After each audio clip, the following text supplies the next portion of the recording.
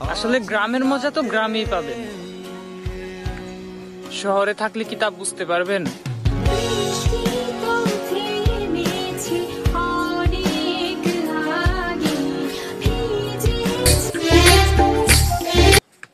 আসলে গ্রামের মজা তো গ্রামেই পাবেন,